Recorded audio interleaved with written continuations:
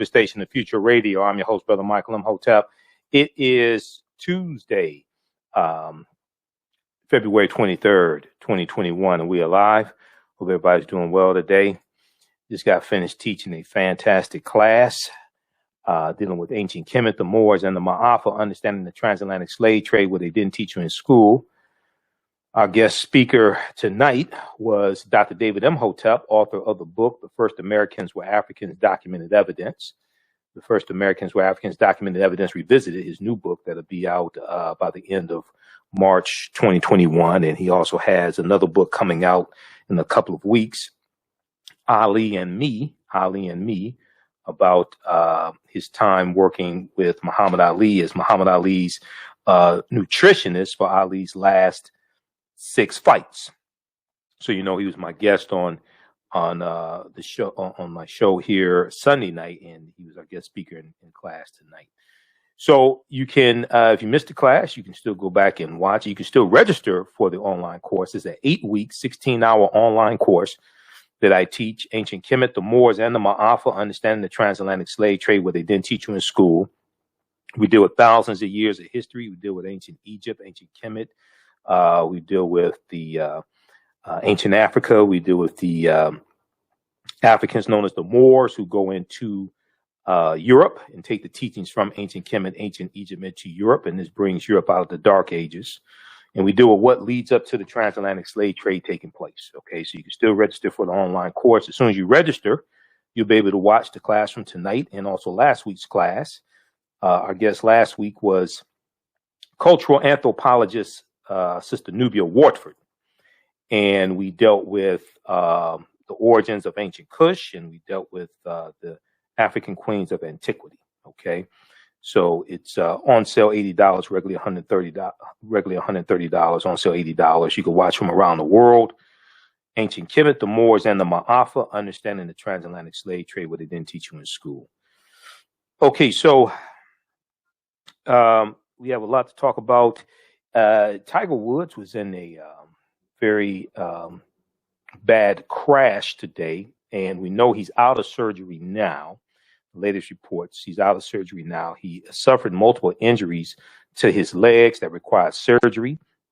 He was conscious and lucid when he was found by first responders. He's out of surgery now. So earlier, they were wondering if he would walk again, but now it appears most likely he will. So they're asking if he'll be able to play golf again or when he will be able to play golf again. So we'll talk some about Tiger Woods. Tiger Woods seriously injured in rollover crash, but we know he's out of surgery now. And also, today is the anniversary of the tragic killing of Ahmaud Arbery. Okay. Ahmaud Arbery down in Georgia. And his family, his mother has filed a civil lawsuit, okay, in regards to his killing. So we'll talk some about that also. And there are memorials to Ahmaud Arbery on the anniversary of his killing as well. Okay, so we'll discuss that. Memorials lawsuit marked death anniversary of Ahmaud Arbery. Associated Press has a good article dealing with this as well. News1.com has an article also. Ahmaud Arbery's mother files civil rights lawsuit, accuses suspected killers, law enforcement of cover-up, accuses suspected killers, and law enforcement of cover-up. So we'll discuss that. Then we saw that the Capitol, there was the hearings today for the Capitol Hill insurrection that took place on January 6th.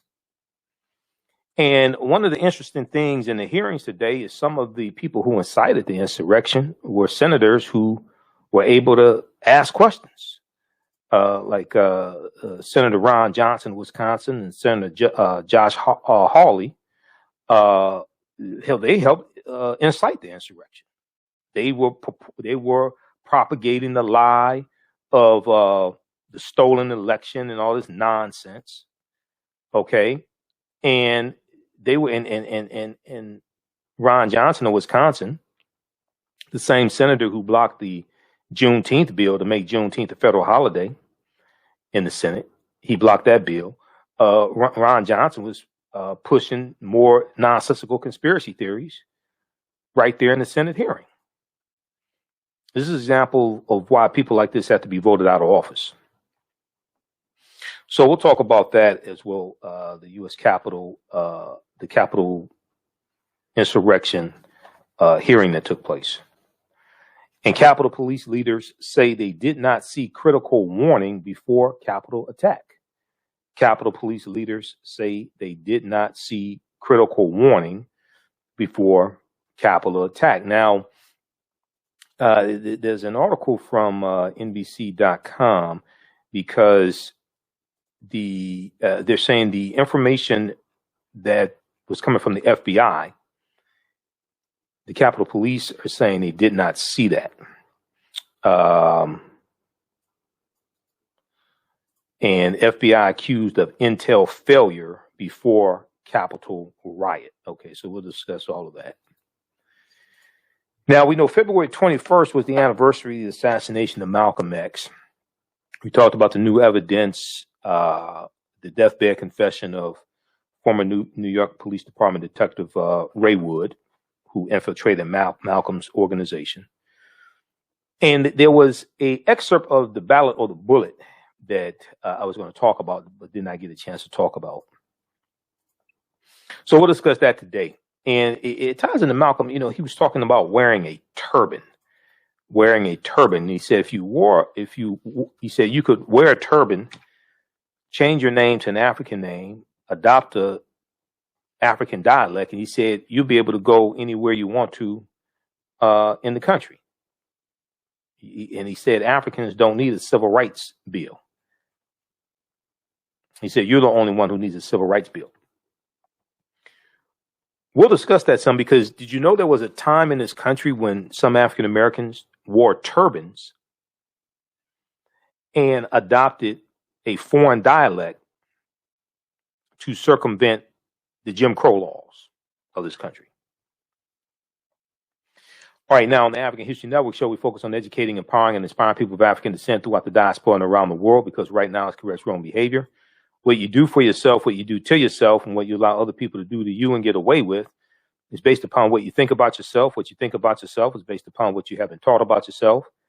What you've been taught about yourself is based upon everything you've read, heard, and seen about yourself. So when you control the radius of a man's thoughts or a woman's thoughts, you can control the circumference of his or her actions, because the mind can't do or teach what it doesn't know. Now, we deal with a number of different topics here on the African History Network show. We deal with current events and history and politics, education, economic empowerment, entrepreneurship, relationships, love, sex, health issues, and much, much more. Sign up for our email newsletter. Text the word Kemet, K-E-M-E-T, to 22828 to sign up for our email newsletter. Text the word Kemet, K-E-M-E-T, to 22828 to sign up for our email newsletter. Also visit our website, AfricanHistoryNetwork.com, AfricanHistoryNetwork.com. If you'd like to stop for information, you can support the African History Network, $ the AHN Show through Cash App, $ the AHN Show through Cash App, and also through PayPal, paypal.me/the AHN Show.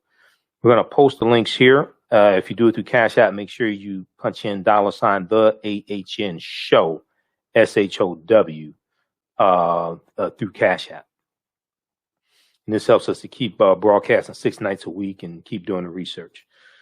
All right. Before we go to break quickly here, let's look at this story dealing with Tiger Woods. Okay. So golf legend Tiger Woods was seriously injured Tuesday in a one-car accident in Southern California, authorities said. Tiger Woods' Genesis GV80 crashed and sustained major damage at 7:12 a.m. Pacific Standard Time on the border of Rolling Hills Estates and Rancho Palos Verdes, the Los Angeles County Sheriff's Department said in a statement.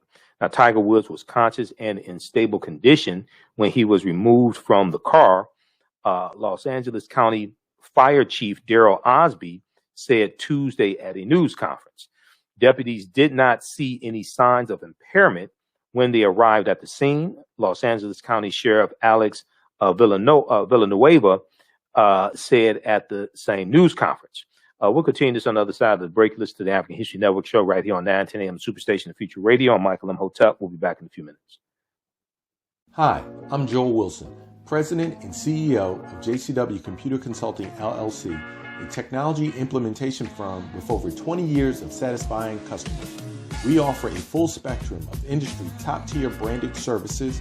We are an authorized partner or reseller for Lenovo, Zoom, T-Mobile, Microsoft 365 and Surface tablets, Google Workspace, Acer, Asus, Samsung, PCmatic security software, and many more. Our online store features laptops, Chromebooks, computers, printers, accessories, and software. Businesses, take advantage of our free 1-hour Zoom tech consultation and know we offer top nationwide high-speed internet service providers, voice over IP, and cellular phone services. Home users, don't miss our current in-stock Chromebook inventory. Please visit us at jcwcc.com or call 215-879-6701. For 25 years, the Black History 101 Mobile Museum has carried on the rich legacy of the Black Museum movement in America by showcasing original artifacts of the Black experience at colleges, universities, K-12 schools, corporations, libraries, conferences, and cultural events, making it the most traversed Black History mobile exhibit in American history. Dr. Khalid El Hakim is the founder of the Black History 101 Mobile Museum, and he is a highly sought-after public speaker on topics of Black history, social studies, education, museum studies, hip-hop, and race relations. Dr. Khalid was named among the change makers for NBC Universal's The Hate campaign and listed as one of the 100 men of distinction for Black enterprise. He recently founded the Michigan Hip Hop Archive on the campus of Western Michigan University. The Black History 101 Mobile Museum is currently scheduling in-person and virtual exhibits nationwide. For more information, please contact Dr. Khalid Al Hakim directly at 313-645-4197, 313-645-4197, or visit their website at blackhistorymobilemuseum.com, blackhistorymobilemuseum.com. You can also email him at bhistory101@yahoo.com, bhistory101@yahoo.com.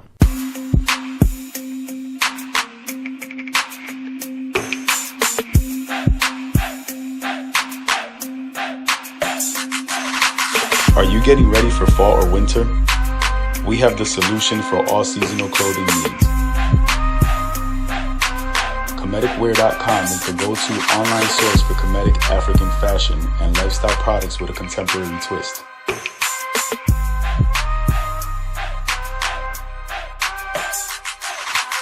We're committed to offering unique styles reflecting our African heritage.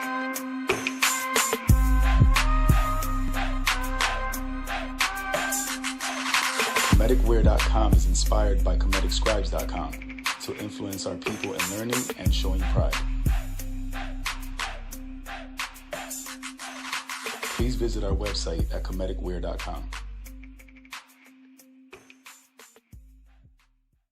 Digital Dandelion's Technical Solutions works with businesses like yours to create an operations manual for your business, which is something many businesses don't have. According to AARP, more than 30% of small business owners are over 50 years old. Many business owners want to retire by selling their businesses or by passing their businesses on to their children.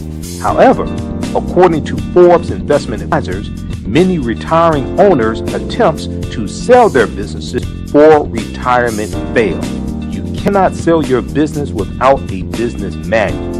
Your children also cannot inherit your business because there is no way to run it. Your business does not have to die when you leave. Their business Bible products will give you the tools you need for a thriving business that can make you money even after you retire. Are you looking at increasing your business's annual revenue? Digital Dandelions can help you make at least $100,000 in annual revenue and expand your business. Speak with them today about solidifying your business. Visit digitaldandelions.com today and get a free 30-minute consultation. Welcome back to the African History Network show right here on 910 AM Superstation Future Radio. Yeah, I'm your host, Brother Michael Imhotep. It is Tuesday, February 23rd, 2021, and we are live. Hope everybody's doing well today. Calling numbers 313-778-7600. 313-778-7600 is the call-in number if you have a question or comment. 313-778-7600 is the call-in number if you have a question or comment. I want to remind you, I am on the panel for the Black History Month celebration for Zeta Phi Beta Sorority Incorporated. It's taking place Wednesday, February 24th, 2021. Wednesday, February 24th, 7 p.m. to 8:30 p.m. It's free. You just have to register for it. It's going to be on Zoom, and it's a virtual Black History Month celebration.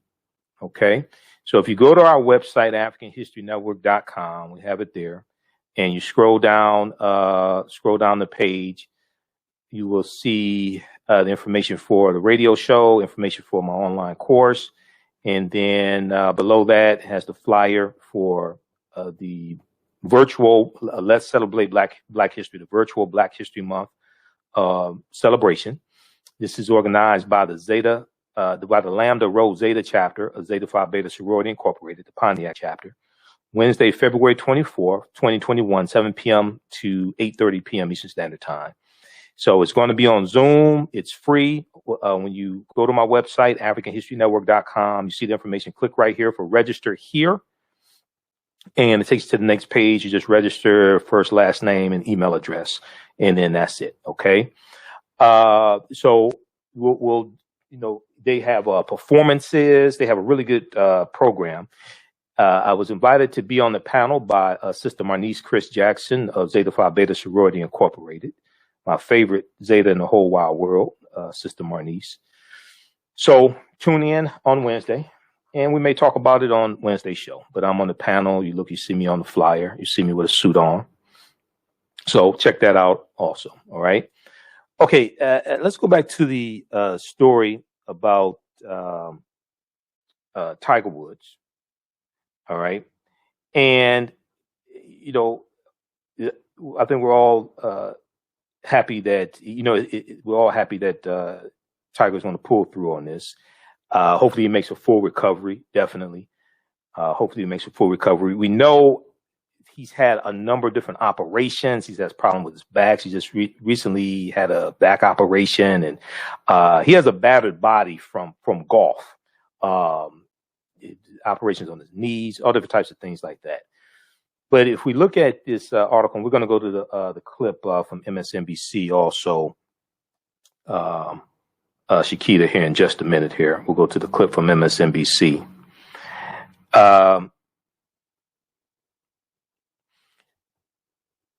So if we look at this article, Tiger Woods seriously injured in rollover car crash near Los Angeles. So deputies did not see any signs of impairment when they arrived at the scene.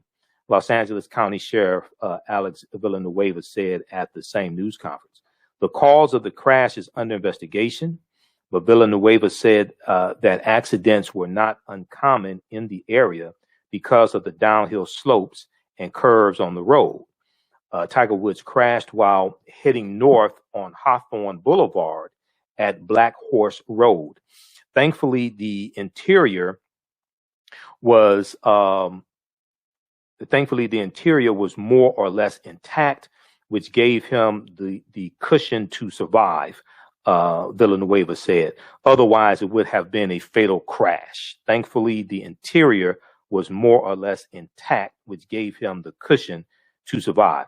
Now, Tiger Woods was the driver and only occupant of the vehicle. The sheriff said and was rushed to a hospital. Authorities initially said that the athlete had to be extracted from the car with the jaws of life, but Osby clarified Tuesday that different tools were used to help remove him from the wreckage.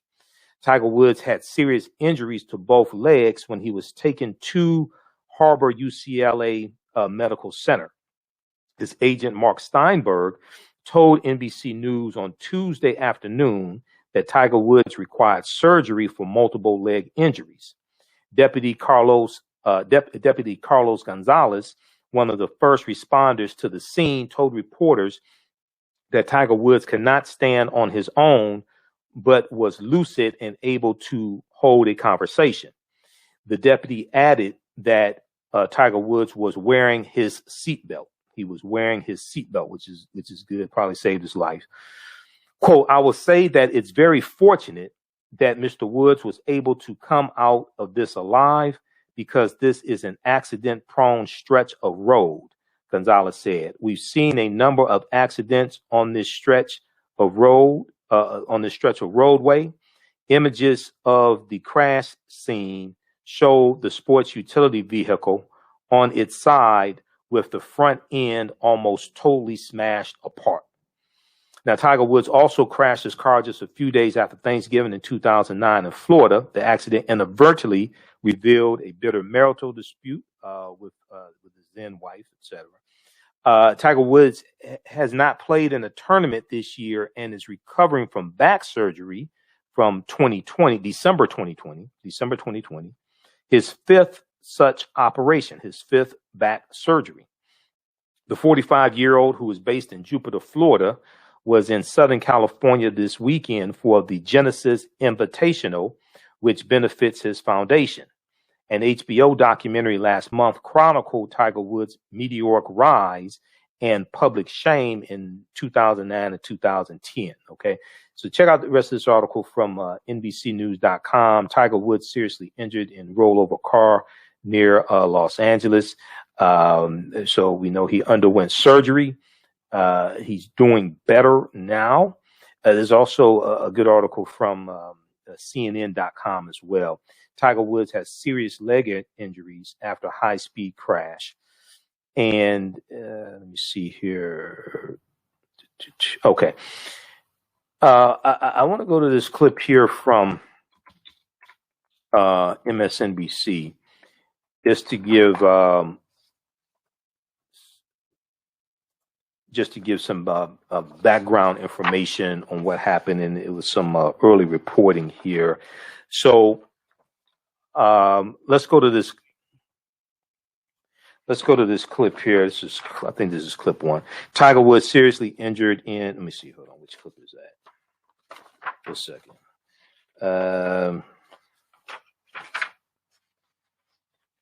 Yeah. Okay. So let's go to the clip dealing with Tiger Woods, Shakita.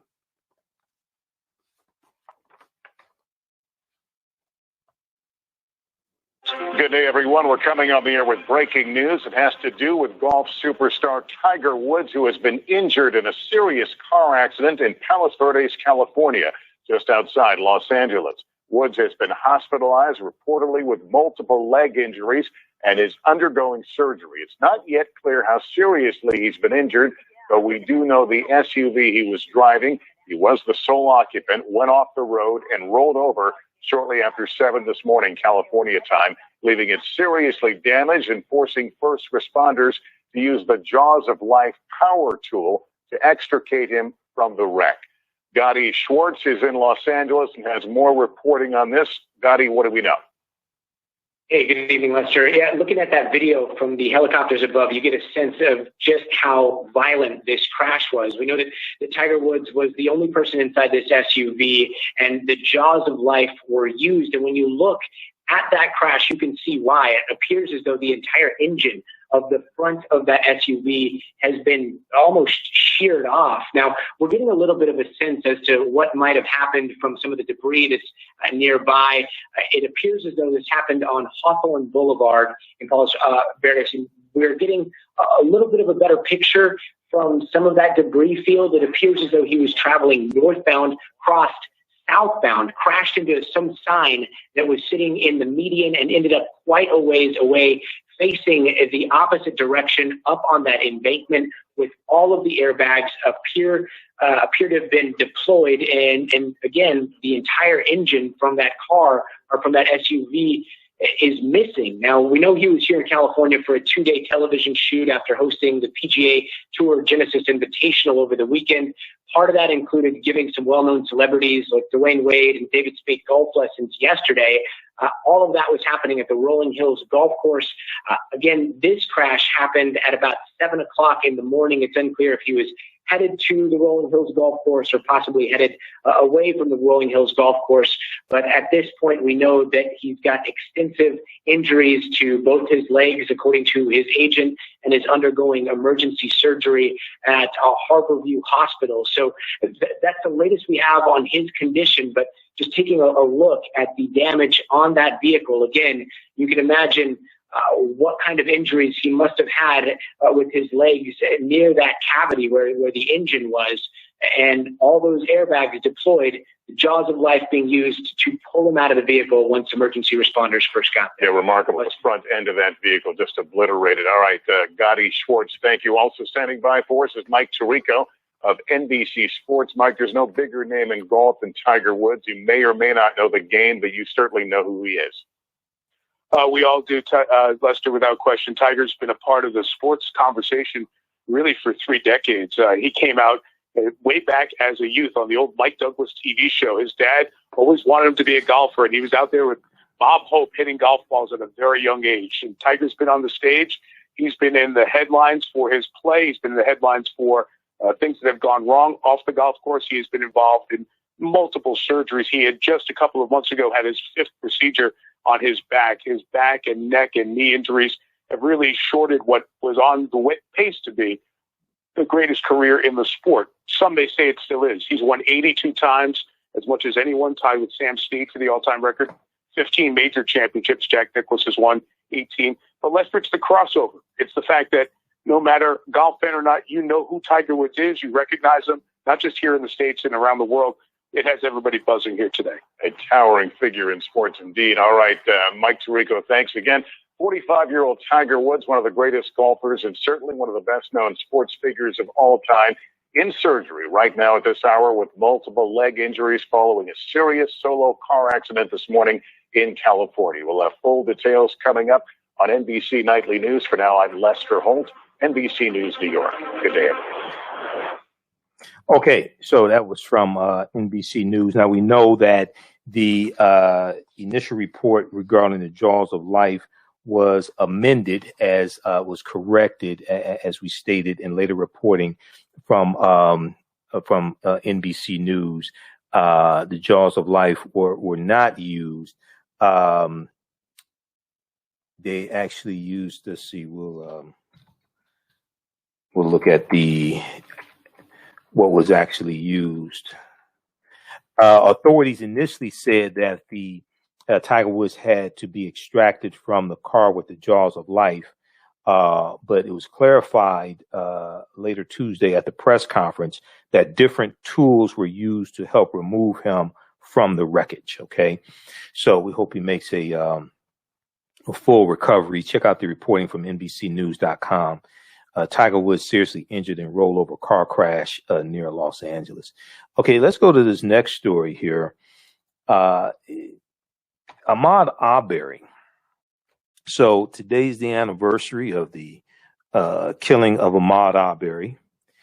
And we know that on social media, you saw a lot of things honoring Ahmaud, a lot of posts honoring him as well. And we know that there was also a lawsuit filed on behalf of Ahmaud Arbery by his mother. So News1.com has an article dealing with this. Ahmaud Arbery's mother files civil rights lawsuit, accuses suspected killers, law enforcement of cover-up. Accuses suspected killers, law enforcement of cover-up. So if we're going to put this on the screen share. One, I want you to see it. Two, I just paid this damn bill, so I want you to see it too, because I just paid this bill. This it feels like paying a car note, paying a restream. I'm just telling you. But Ahmaud Arbery's mother filed civil rights lawsuit, accuses suspected killers, law enforcement of cover-up. The suit, filed on the 1-year anniversary of Arbery's death, asked for more than $1 million in damages. Okay, now this is by Sharice Frazier for News1.com. Now, 1 year after his tragic death, Ahmaud Arbery's mother, Wanda Cooper Jones, filed a federal lawsuit alleging that her son's civil rights were violated. The suit also claims that law enforcement officials worked to protect those who stole her son's life. The lawsuit also claims that law enforcement officials worked to protect those that stole her son's life. Now, Cooper Jones, through her attorney Esley Merritt, filed the lawsuit on Tuesday in the Southern District of Georgia and seeks more than $1 million in damages, according to the Atlanta Journal-Constitution. The suit names the three men suspected of murdering Ahmaud Arbery, Gregory McMichael, Travis McMichael, and William Bryan, and also names more than a dozen law enforcement officers, former Glenn County District Attorney Jackie Johnson and Ware County District Attorney George Barnhill. Quote, they unfairly and prejudicially targeted the black man who was seen entering a property that many people were entering. They imputed criminality on Arbery, and they had the opportunity to avoid this from happening to tell citizens that it is not appropriate to engage in vigilantism. Attorney Esley Merritt told First Coast News. Now, there was the homeowner who was apparently having the house built, and there was video surveillance footage of other people wandering onto the property, looking around, things like this. People were white. None of them were chased down by these three alleged murderers. None of them were chased down. They didn't chase them with guns, anything like that. Ahmaud was the only one who was chased down. Now, quote, we wanted to let the family know that the community, their attorneys, the legal system is still going to be held accountable, and that we're still fighting for them a year later. Okay, so they have the lawsuit here. You can read that. There's a tweet about the lawsuit. Now, Cooper Jones also accuses the McMichaels of using a racial slur against her son in his last moments of life, and as well as the use of excessive force, conspiracy to obstruct justice, and a failure to properly train officers. Now, we know that, and we talked about this here on this show, there was a couple of months ago, there was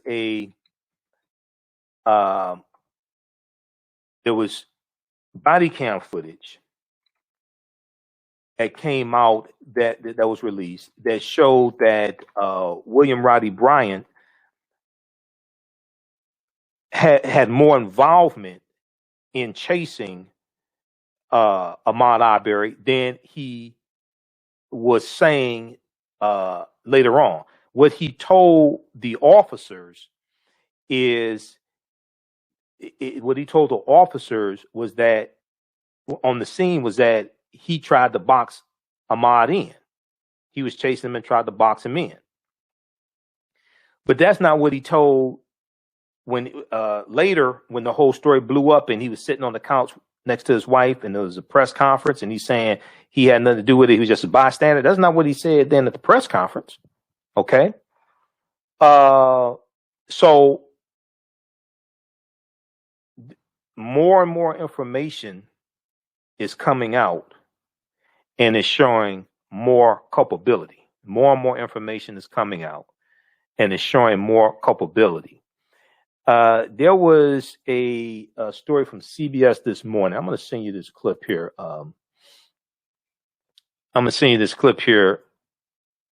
Shakita. Cue this up. We're going to go this right here.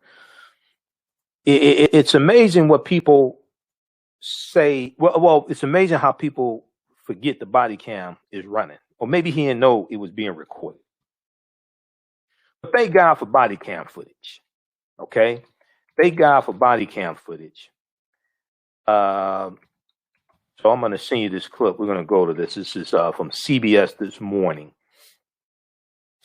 Body cam footage shows William Roddy Bryan telling police, quote, "I made a few moves," end quote, at Ahmaud Arbery. I made a few moves, end quote, at Ahmaud Arbery. Okay. Newly obtained body. Now this came out in December 2020, about December 15th, 2020. All right. Newly obtained footage appears to contradict the account presented by one of the men charged in Ahmaud Arbery's killing, William Roddy Bryan. William Roddy Bryan filmed Ahmaud Arbery. He filmed Gregory and Travis McMichael chasing down and shooting Ahmaud Arbery in February. Bryan's attorney has insisted his client was never more than a witness to Arbery's death. Okay, but that's not exactly what he told. That ain't what he told the officer there on the scene. Let's go to this clip, Shakita. Footage seems to contradict the account from one of the men charged in Ahmaud Arbery's killing. William Bryan, goes by Rhodey, recorded Gregory and Travis McMichael chasing Arbery back in February. Now, Bryan's lawyer says his client was, quote, never more than a witness to Arbery's death. But Omar Villafranca has the video that suggests he was more involved. Was your pacifier coming through? Not necessarily. This body camera footage obtained by our Jacksonville station, WJAX, shows Roddy Bryan talking to police moments after Ahmaud Arbery's death. Bryan recorded that video of the February 23rd shooting. It was posted online months later, bringing national attention to the case and leading police to arrest him, as well as Gregory and Travis McMichael. Now, Bryan and the McMichaels face several charges in the killing, including felony murder. They have all pleaded not guilty and have been denied bail by a judge.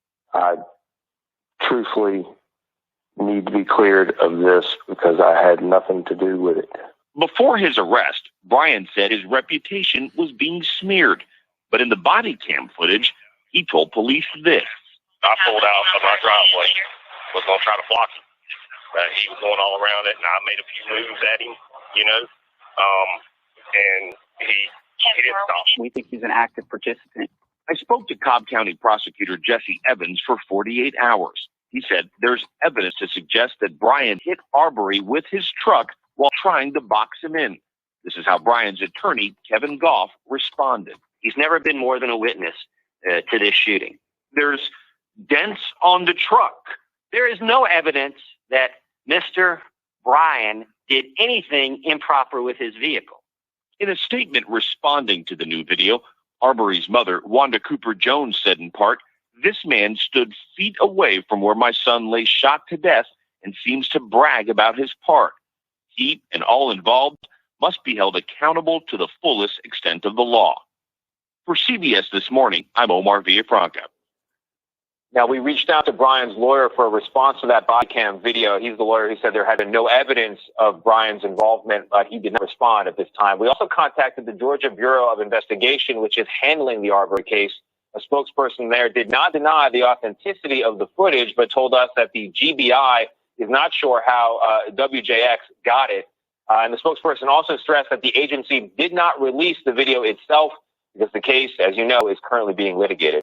Well, still, it's another example of how important it is to have video. Yep. Video proof in these particular cases. Because it's telling a different story than what he told. Very different story. And, the Ahmaud Arbery's attorneys said from the very beginning that William Roddy was more involved than he was leading everybody to believe. That tape certainly raises a lot of questions. I would call it evidence. Makes me wonder if the lawyer for Brian knew that tape was out there. He may not have. It's his own testimony that he was, in essence, an active participant. Yeah. So now we covered that story when that story broke and the body cam footage was released. We talked about that here on this show. If you were watching back in December, you remember that.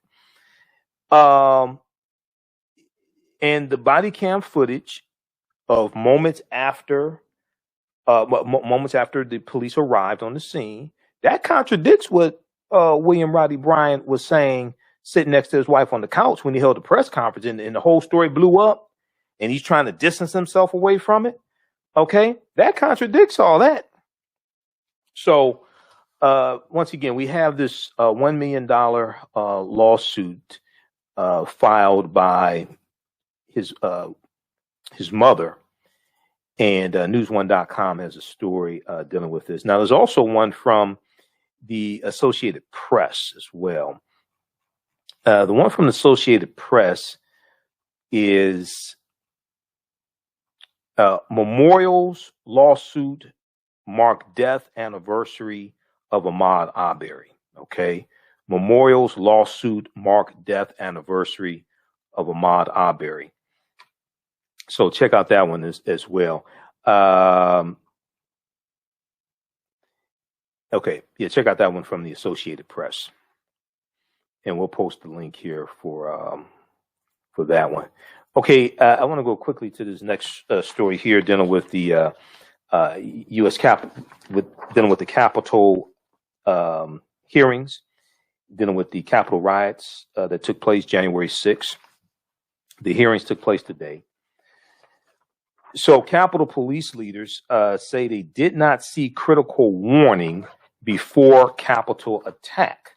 The current and former officials in charge of security at the Capitol on January 6th blamed intelligence failures and the federal government for the slow response to the deadly attack that day. We're going to go to this clip here. Shakita from MSNBC. Security officials say they did not see January 5th FBI threat report. Let's go to this clip. Point now, Pete Williams, the fact that was not communicated among the law enforcement officials, how the sergeants at arms and the head of Capitol Police could not have seen the warning that came on January 5th, a very specific warning from the Virginia Bureau and Norfolk Bureau, I believe, the FBI. So I think there are two issues here, Andrea. One is all of the intelligence that was sort of formally presented to law enforcement all the way up till the 6th did not predict a siege of the Capitol or anything beyond perhaps extra violence of the kind they'd already seen at the two previous MAGA marches. So they thought it would be sort of MAGA March Plus, if you will, was the formal intel. And then you have, the day before the riot, this piece of uncorroborated information from the FBI that was sent in an email to the Capitol Police, the chief said today, and somehow sent, perhaps in an email, to a Capitol Police official. But we learned today from the former chief that never got beyond that person who received it. It was not circulated to the upper reaches of the Capitol Police officials, the command structure, and the chief himself said he never saw it. Would it have made a difference if they had seen it? That's unclear at this point. It's very difficult to tell because, as they said, it was one piece of uncorroborated evidence. Very sobering because it does, according to people who have seen it, talk specifically about the Capitol. And I think that's one thing that makes that piece of intel different from many of the others that were in the formal channels that went to the people planning for security on the 6th. Okay, so that's from MSNBC from earlier today. Now, 3 former Capitol security officials and the acting chief of the Washington, D.C. Police Department testified on Tuesday, February 23rd, before a joint Senate committee hearing.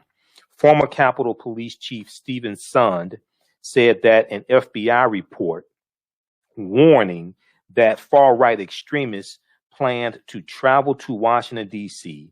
and were ready for war, quote unquote, ready for war, was received by Capitol Police the night before the attack. But leadership never saw it. Leadership never saw it.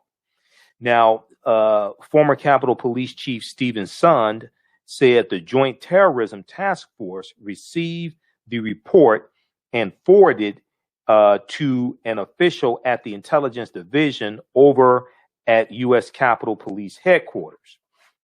But Sund, who resigned in the wake of the riot, said it was not passed along to him, and neither the House nor Senate sergeants at arms saw it. Okay. Now there's also a article here from another one from NBC News. This one here is entitled, "You Can't Just Push Send. 20 years after 9/11, FBI accused of intel failure before Capitol riot." Okay.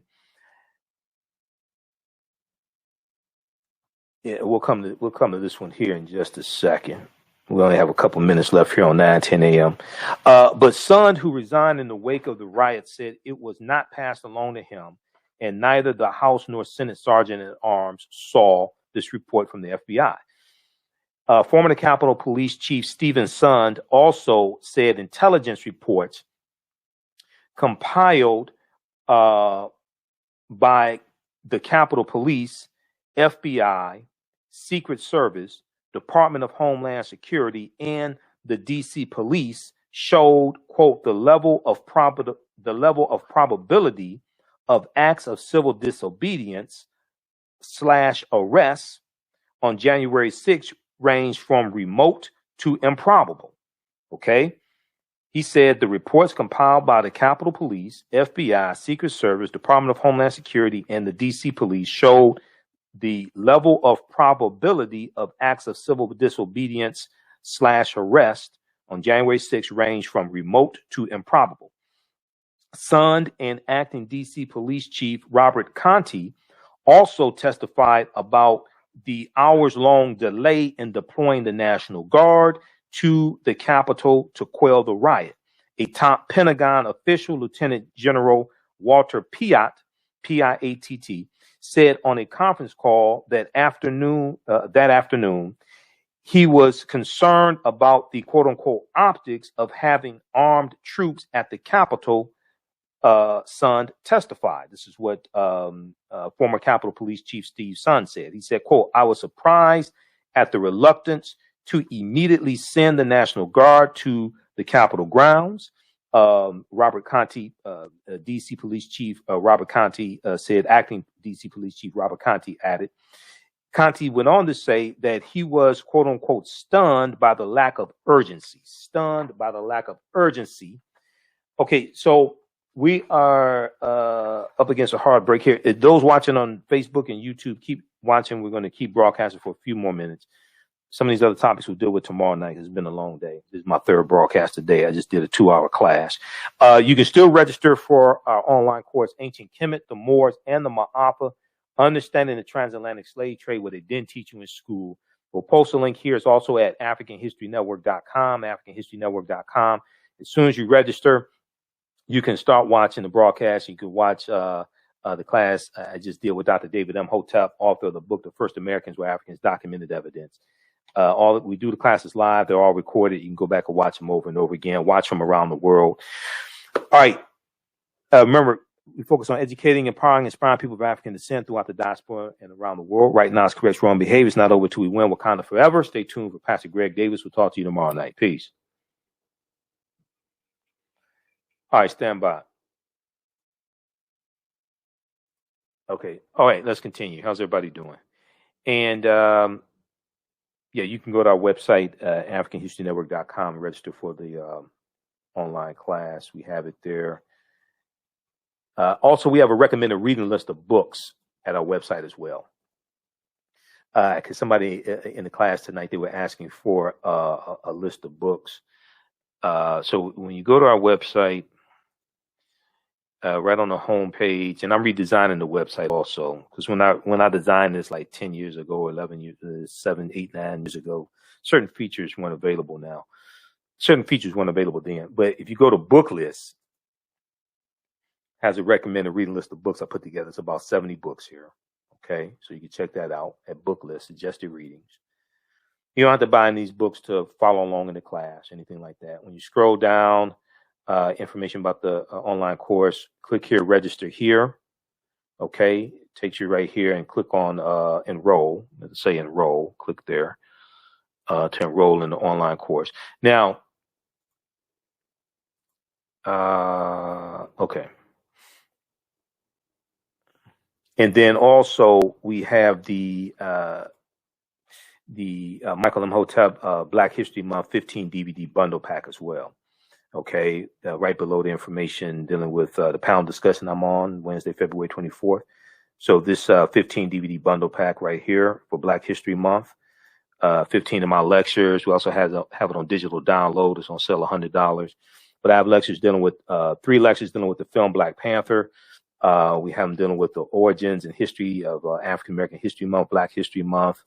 We have them on all different topics. Dr. King, Malcolm X.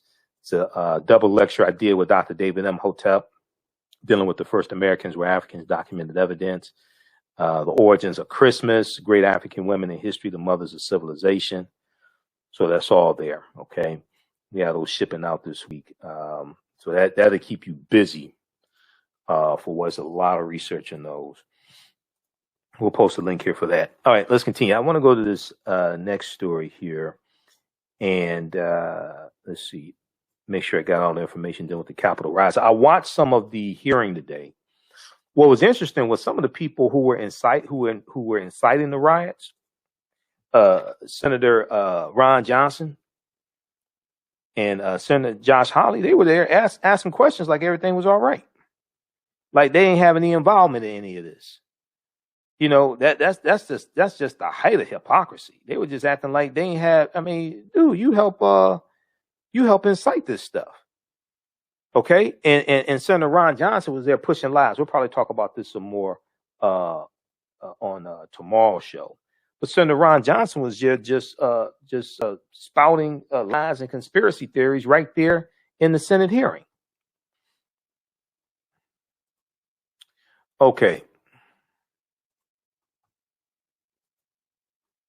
So I want to check here. I want to look at this other article quickly here.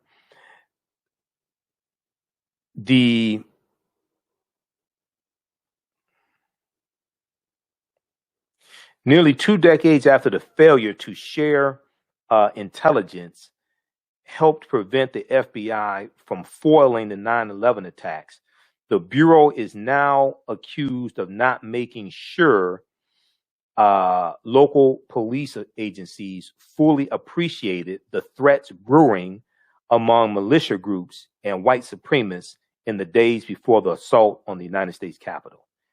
And let me look at this clip here. I want to make sure this is not the same one I just played because okay, yeah.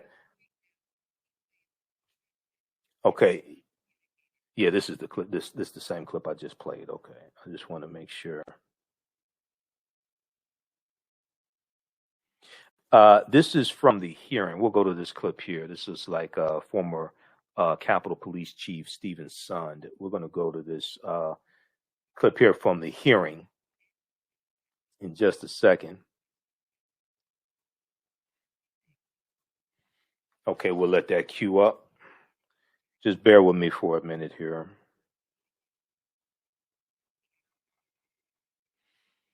After the first hour, I got to run all this stuff myself because we're only on 9:10 a.m. the Superstation WFDF in Detroit. We're only on there for the first hour of the show. A couple of big takeaways I want to unpack here with Pete Williams in the remaining minutes that I have here. And Pete, let me go through them sort of point by point. One was sort of a general observation that Chief Sun made. And I want to read the quote exactly because we have a little bit of a time issue here, and I don't want to play it. But here was the quote itself, and he said, "We properly planned for a mass demonstration with possible violence. What we got was a military-style coordinated assault on our officers and a violent takeover of the Capitol building." Pete, it's that first part of this phrase. We properly planned for a mass demonstration with possible violence. Did they? Were they successful in making that point today? Yeah, we know now that's not the case. And I think he would admit that today. What he was saying is all the intelligence that we had through the formal channels was that at most what was going to happen on January 6th was sort of the plus up, maybe a little more violent expression than happened in the previous two MAGA demonstrations that were in Washington, not the picture that you're seeing here today. So he said, the intel agencies failed us. They never told us to expect this. And the one new thing that we learned today is that, in fact, what the FBI said is accurate, that there was a piece of raw intelligence that came from the FBI office in Norfolk, Virginia, that said that there were groups talking about a violent attack on the Capitol and talking about tunnels in the Capitol and talking about war. And the chief disclosed today that never got to him. He said it did get to his intelligence people, but it was not circulated to the upper levels of Capitol Police leadership, and that he never saw it until 24 hours ago in preparation for this hearing. So that was one message that came through. And the Metropolitan Police Chief here said it was an email to him on the night before, too. And the former chief's son said, if the federal government was really worried that kind of thing would happen, why would the Secret Service have allowed Mike Pence to be in the Capitol without more protection? Okay, so that's from MSNBC also. The link to that article is the link to that clip. Former Capitol Police Chief, we planned for a mass demonstration with possible violence. That's in this article as well from NBC News. Let's go back to the article here. So this is one of the reasons why you need hearings. And we know General Russell Honoré is also doing an investigation into what took place as well. But this is why you need hearings in the Senate. There'll probably be hearings in the House of Representatives as well.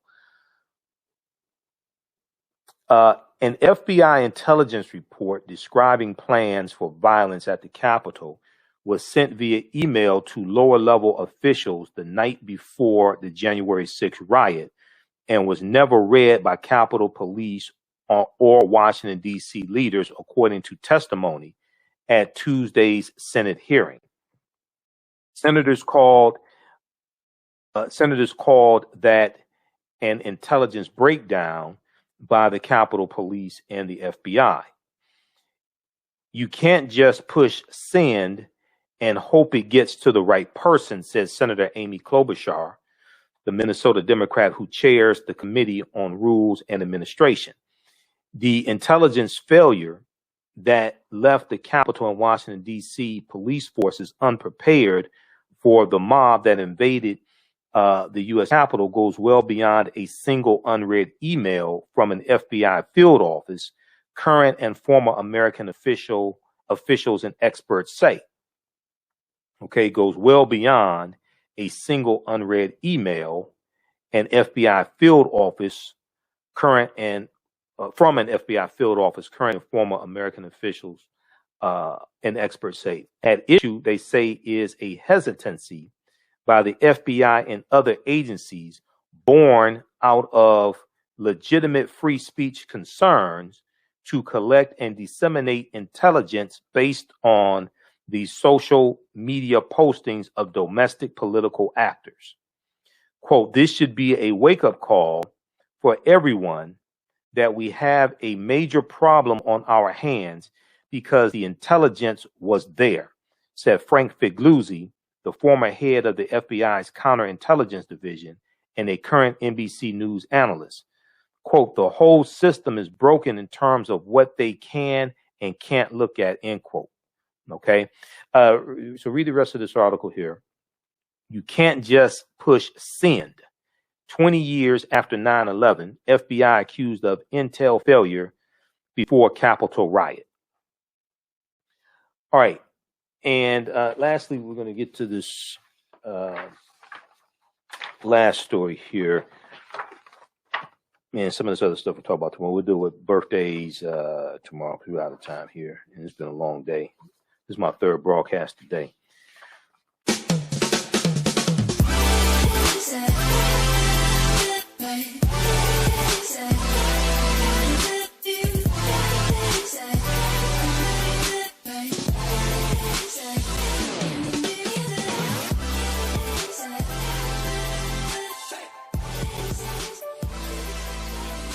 Visit 4glossygirls.com. That's the number 4glossygirls.com, and follow them on Instagram at 4glossygirls. Digital Dandelion's Technical Solutions works with businesses like yours to create an operations manual for your business, which is something many businesses don't have. According to AARP, more than 30% of small business owners are over 50 years old. Many business owners want to retire by selling their businesses or by passing their businesses on to their children. However, according to Forbes Investment Advisors, many retiring attempts to sell their businesses for retirement. You cannot sell your business without a business manual. Your children also cannot inherit your business because there is no way to run it. Your business does not have to die when you leave. Their business Bible products will give you the tools you need for a thriving business that can make you money even after you retire. Are you looking at increasing your business's annual revenue? Digital Dandelions can help you make at least $100,000 in annual revenue and expand your business. Speak with them today about solidifying your business. Visit digitaldandelions.com today and get a free 30-minute consultation. We all know the cannabis industry is headed toward an uprise in the past decade. What happens when there is a brand that brings this uprise in a blow? The cannabis industry welcomes her uprise. Hustle her hemp. Delivering excellence with pride is her watchword, and how you choose to embrace it makes it a priority. From cultivating rich cannabis into exquisite and tastefully finished CBD products to delivery, Hustle Her Hemp leaves no stone unturned.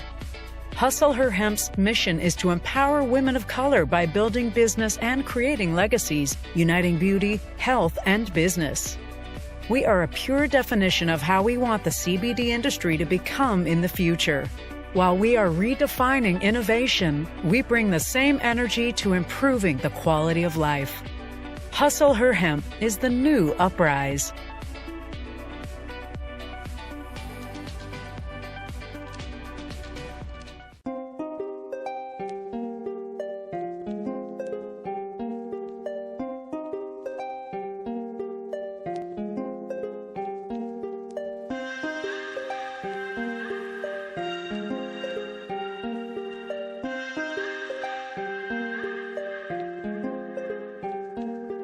Black Bees products are a collection of natural, organic, personal care products with an appreciation of nature and bees.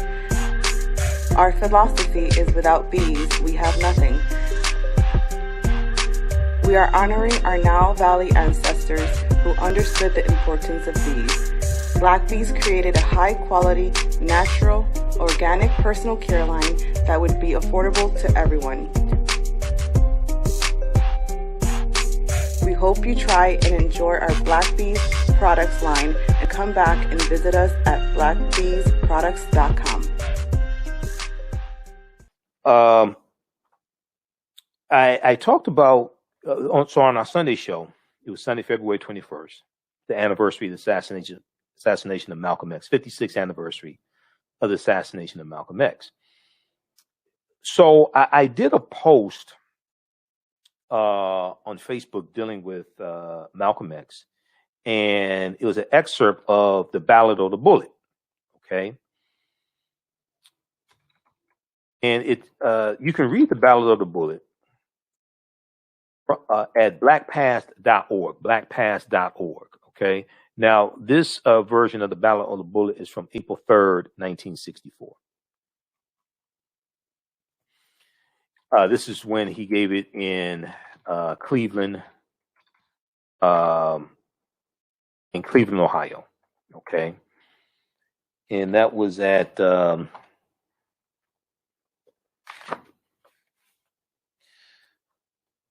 Corey Methodist Church, April 3rd, 1964, Cleveland, Ohio. You can get this book here, Malcolm X Speaks.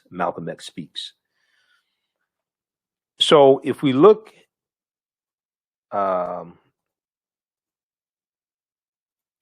here, they have this full speech here at blackpast.org, the Ballot of the Bullet from April 3rd, 1964. Malcolm first gave it, that I know of, March 29th, 1964, 3 days after he met Dr. King at the civil rights debate in the U.S. Senate, for the debate in the U.S. Senate over the Civil Rights Act of 1964. They were debating the Civil Rights Act. Okay, now, there is a passage in the Ballot of the Bullet, and a lot of people don't understand the speech. They really need to read the full speech. This is why I tell people you have to read Malcolm, okay? You can't just sit there and listen to it, because you have to read his speech, highlight it, analyze it, okay? Because I got this book when I was in college. When I get this book? December 8th, 1993. December 8th, 1993. This book is all highlighted because these are his speeches. You have to go through and study them and compare passages and things like that to get the full meaning of what he's talking about. So one of the themes of the speech, the Ballot of the Bullet, is interjecting Black nationalism into the civil rights movement. Okay, that's one of the themes of the Ballot of the Bullet. Because Malcolm joins the civil rights movement after he leaves the Nation of Islam. This is what a lot of people, don't understand. And when Malcolm meets Dr. King, March 26, 1964, Malcolm tells Dr. King, "I'm throwing all of my effort into the heart of the civil rights movement." There's an article from Washington Post that deals with the day Dr. King met Malcolm X. All right, and it deals with this history, and also deals with Malcolm calling for unification of the civil rights leaders while Malcolm is still in the Nation of Islam. All right, so this article as well.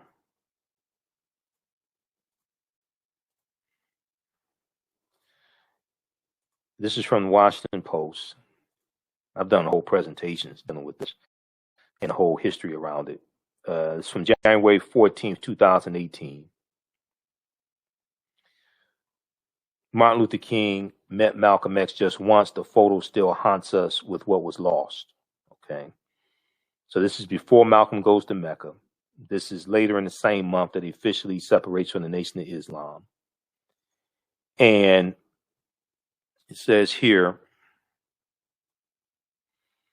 when the two men met, cameras clicked as the two men walked down the Senate hall together. "I'm throwing myself into the heart of the civil rights struggle," Malcolm X told Dr. King.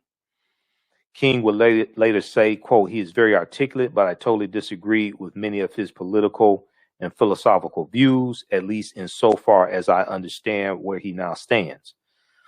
But Dr. King and Malcolm's ideologies were converging toward the end of both of their lives. Just remember, Malcolm was killed 4 years before Dr. King. And this is what James H. Cone deals with in his book, Martin, Malcolm in America, A Dream or a Nightmare. But 8 months before their brief meeting on Capitol Hill, Malcolm sent a letter to Dr. King requesting a meeting with him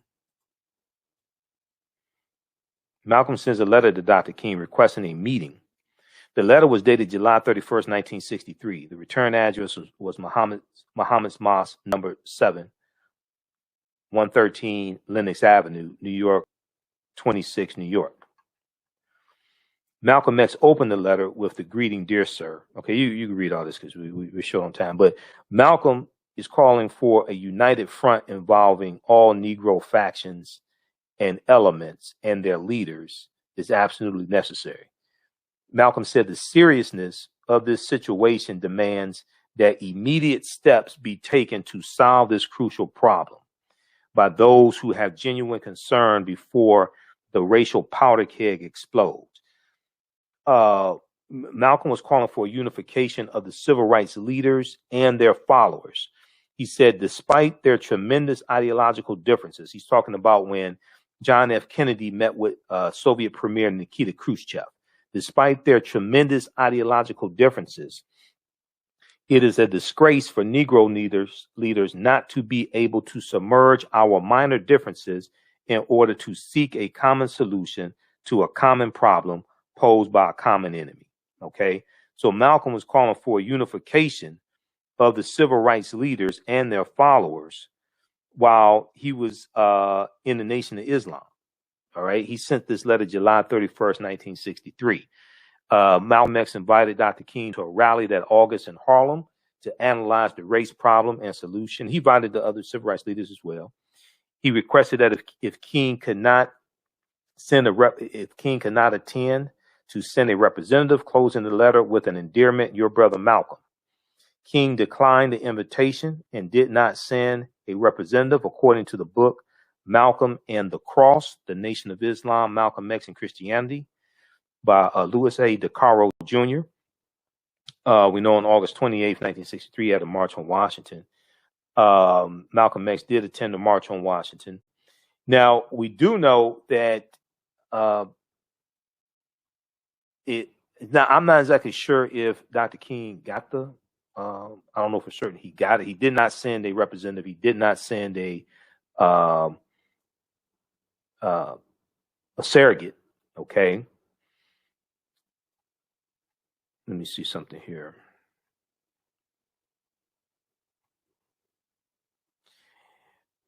He did not send a surrogate. We know that. Now, I want to back up for a second. Look at this here. King declined the invitation. He declined the invitation and did not send a representative. Okay. He declined the invitation. Now, we do know that February 24th, 1966, Dr. King meets with the Honorable Elijah Muhammad. Dr. King, Coretta Scott King, go to Elijah Muhammad's house, and Dr. King meets with him. And if you go to the Nation of Islam's website, they have pictures on their website of Dr. King meeting with Elijah Muhammad, and they have a write-up about it. They talk about this. And personally, I think it may have been a situation where Dr. King wasn't ready to meet with him at that point. I think maybe he wasn't ready to meet with him. Who knows? Because this was a month before the March on Washington. But you have to read this book, Martin Malcolm and America, Dream or Nightmare, because their ideologies were convergent toward the end of both of their lives. And they're sounding like each other. Okay. All right. Now, very quickly, Malcolm talks about in the Battle of the Bullet. He talks about this one section dealing with wearing turbans.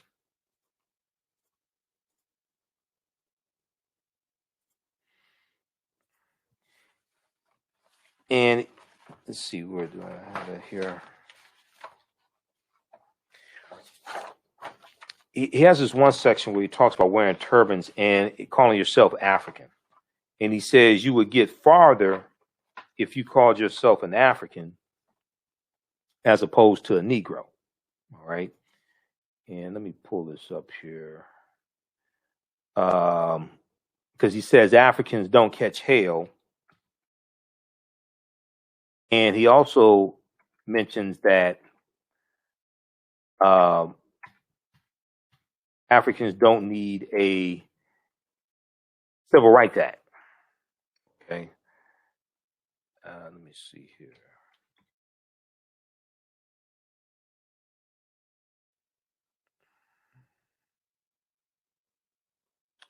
Now, let's look at this here.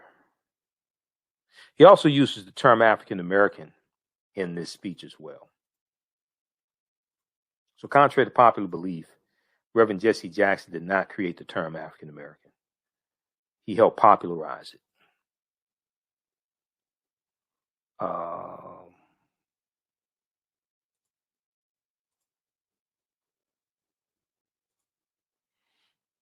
So Malcolm said, right now in this country, if you and I, 22 million African Americans, that's what we are, Africans who are in America. You're nothing but Africans, nothing but Africans. In fact, you get farther calling yourself African instead of Negro. Africans don't catch hell. You're only one catching hell. They don't have to pass civil rights bills for Africans. They don't have to pass civil rights bills for Africans.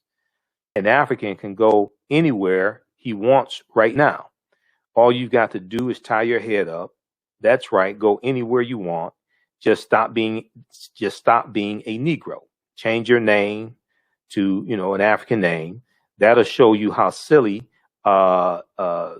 these people are you're dealing with. So how silly many white people are. He said, a friend of mine who's very dark put a turban on his head. And let me take this off a screen share here. Put a turban on his head and went into a restaurant in Atlanta before they called themselves desegregated. He said he went into a white restaurant. He sat down. They served him. And he said, quote, what would happen if a Negro came in here and there he is sitting black as night. But because he had his head wrapped up, the waitress looked back at him and says, why?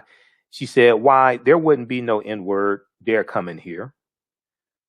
End quote. So this ties into a piece of history. And this ties into a time when some African Americans wore turbans to navigate throughout segregation. There's an article from 2018 from timeline.com. Now, I've posted it a number of times on my Facebook fan page, The African History Network, but on February 21st, when I did a post about Malcolm, I tied that into this article in this piece of history as well from timeline.com. Name of this article is How Turbans Helped Some Black Men Avoid Jim Crow Era Racism. How turbans helped some black men avoid Jim Crow era racism. He didn't change his color, he just changed his costume, and they treated him like a human. This is from January 23rd, 2018. And it deals with this history of African Americans wearing turbans, 50s, 60s, 40s, 50s, 60s, wearing turbans, adopting a dialect accent, and passing themselves off as something other than a Negro. He was thought to be the son of a French opera singer and an Indian man from New Delhi, but he was actually a black man from Missouri, the son of a preacher. By donning a turban, Corla Pandit circumvented racist Jim Crow laws and was the first African American man to have his own TV show. This is before, this had to be before Nat King Cole. First African American to have his own TV show. But Pandit was not the first or last black man to pick up on this confusion. Reverend Jesse Root, R-U-O-T-T-E, I'm not exactly sure how to pronounce it, Root, used it to make a political statement when he purposefully wore a turban and velvet robes on a trip to Alabama in 1947. His son Luther later wrote, he didn't change his color, he just changed his costume, and they treated him like a human. This ties into the legacy of slavery, because even Africans, and I'm not beating up on our brothers and sisters from the continent, but even Africans coming from African continent, even though they were colonized, they still, in general, there are Amadou Diallo, there are examples, you know, but in generally speaking, if they have an African name and have an accent, generally speaking, they tend to be treated better than African Americans in general. There are some exceptions to the rule, but it doesn't mean the rule doesn't exist. A lot of that ties into the legacy of slavery, because even though they're coming from African countries that were colonized, they still have a country. They still have their own country. They still have their own government. They have their language, things like that, right? They still have citizenship in a country, which is,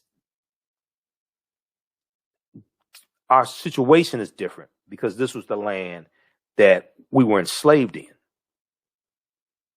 And you are dealing with the descendants of those who enslaved us.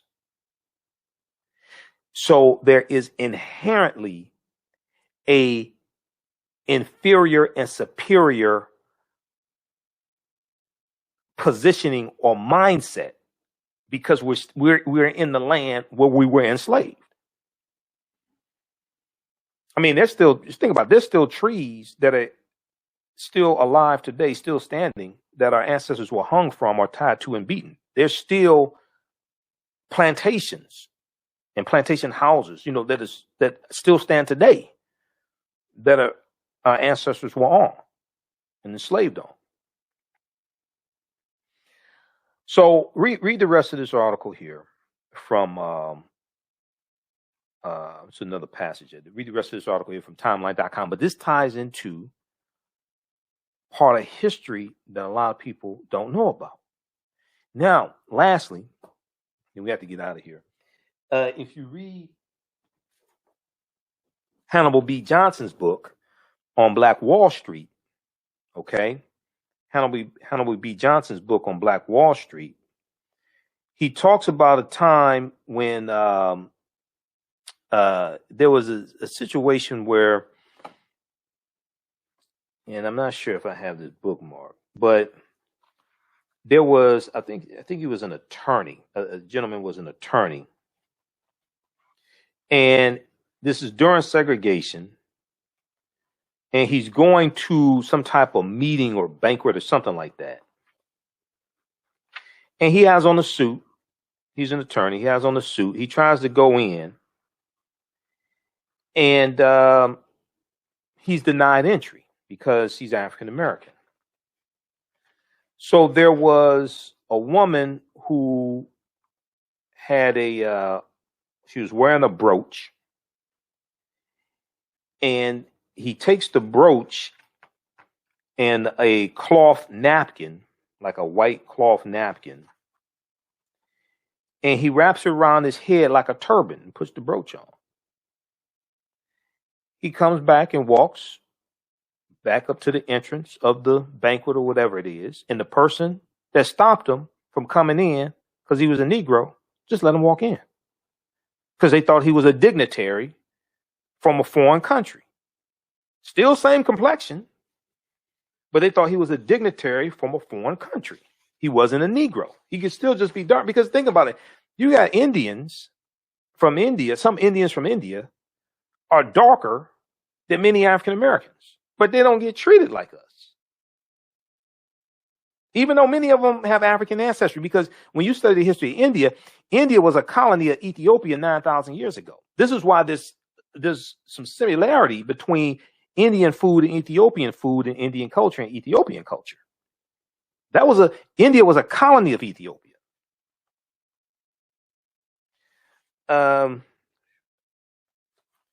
So I thought I had that bookmarked because it was really important. So all this ties into history, really understanding white supremacy and racism, what it is and how it works, and how racism is a system of advantage and privilege distributed based upon race, coming out of the ideology of European white supremacy. And this is all designed to preserve genetic white survival, and those as a group of people who have the highest concentration of melanin, they are looked as being those who have the greatest ability to change the complexion of Europeans and possibly, wipe them off the face of the earth. And this is why, by intermixing with them, and so you have to keep in mind, this ties to the history of the Moors, because Europeans saw this for hundreds of years in Europe. When the Moors intermixed into the European population. So we have to understand this history here. Okay, I think maybe it was in the beginning of the book. Let me see. I thought I had that bookmark. I thought I had it highlighted or something.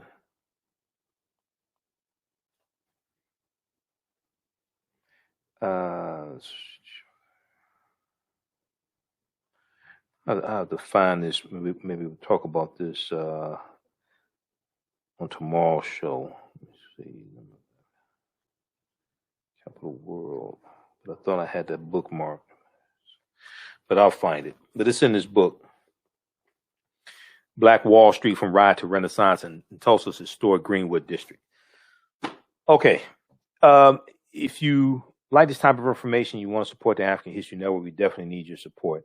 You can donate through Cash App, $ TheAHNShow through Cash App, $ TheAHNShow through Cash App, or through PayPal, paypal.me/TheAHNShow. Okay, so we're here 6 nights a week. There's a lot of work.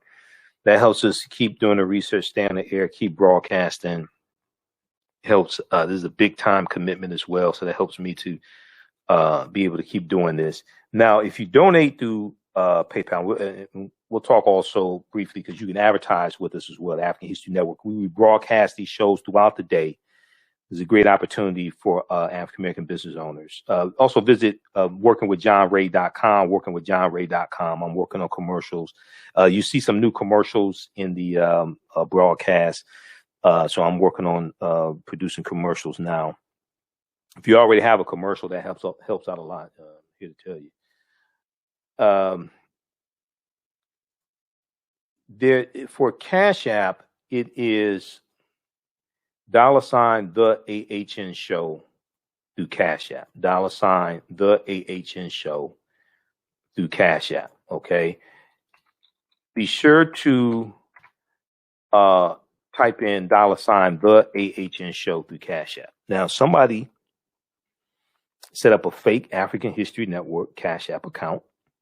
They use my logo, and they have a Cash App handle that's similar to mine. It's not me.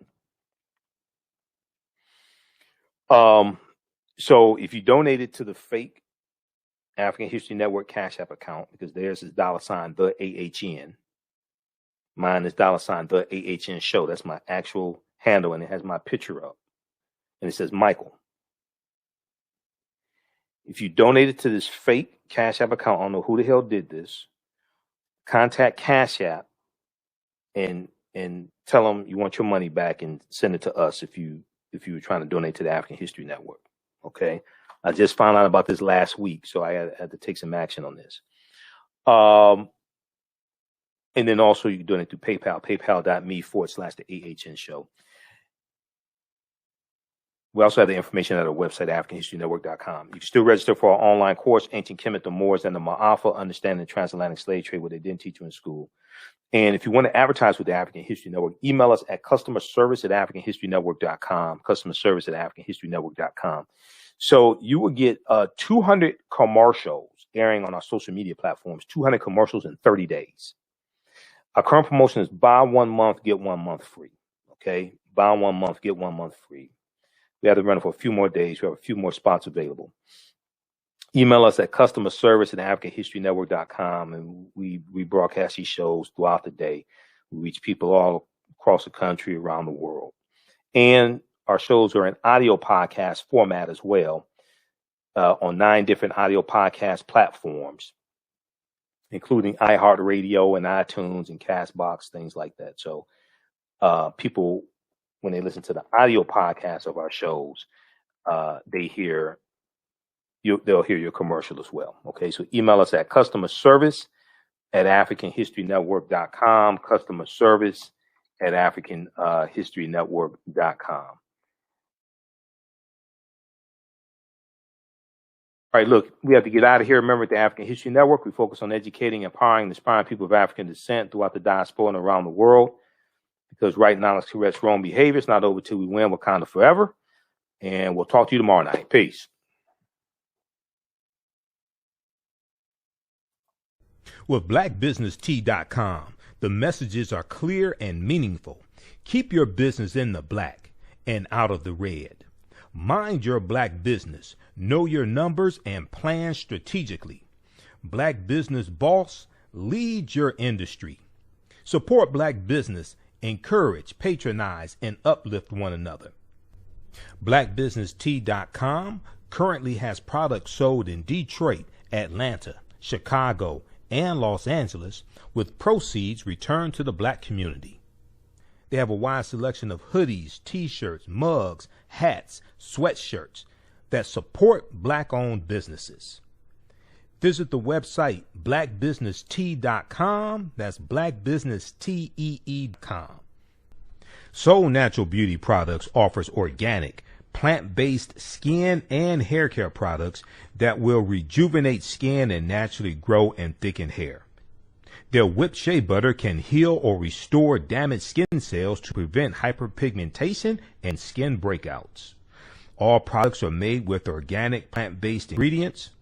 Their maximum hair growth oil is fortified with organic herbal extracts and undeniably proves that Mother Nature knows best. It thickens, lengthens, softens, and conditions all types of hair.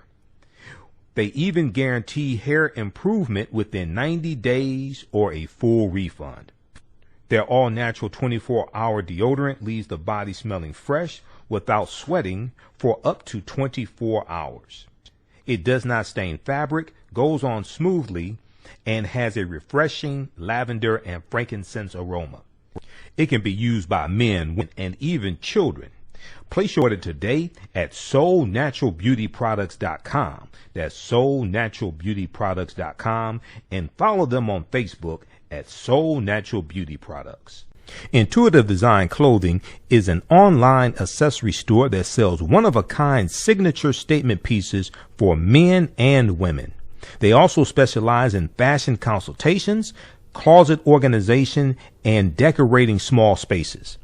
Are you looking for a statement piece for a special affair, or would you to add some select pieces to your ensemble of accessories? If you're looking for something different, definitely contact Kathy Norman, owner and CEO of Intuitive Design Clothing. Visit their website, intuitivedesignClothing.com. That's intuitivedesignClothing.com, and you can email her at info@intuitivedesignClothing.com. Intuitive Design Clothing is where every entrance is a grand entrance. Yaya Rule is a line of African print inspired catered to the black community. The pieces include t-shirts, sweatshirts, hoodies, jackets, dresses, skirts, activewear, bags, and other accessories and home decor. This brand offers a revived way for men and women to wear their black pride and honor their African heritage anywhere at any time. This apparel line is for anyone, whether you are working in the corporate world, are an entrepreneur, or an artist. Their selection will allow you to casually let your pride shine or dress it up as wanted. It is for those who have already embraced African fabrics and for those who are just getting introduced to them. Reclaim and experience a part of our culture with rich and colorful